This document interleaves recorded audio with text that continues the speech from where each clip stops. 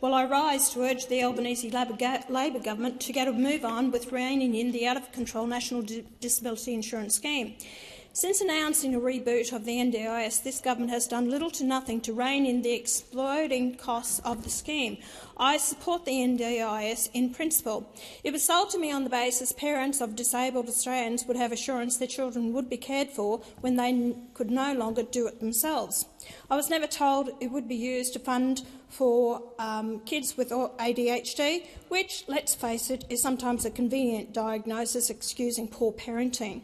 I was never told it was going to be used to pay sex workers or fund music lessons as part of care plans costing more than $600,000 per year. Or what about footy corporate box tickets at $42,000, alcohol, Christmas presents, all absolutely disgusting. The government could start by reining in rates of pay for specialists that are up to 3 times that of specialists in other sectors like public health and aged care. These sectors are struggling to retain skilled workers and are struggling with staff shortages where the NDIS snaps them up at unsustainable rates. Across the forward estimates, the NDIS is anticipated to cost taxpayers more than $56 billion a year.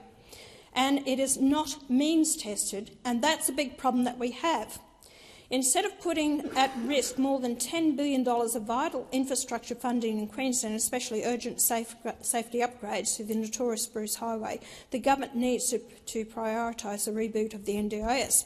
Don't cut important infrastructure, rein in the scam and waste of the NDIS.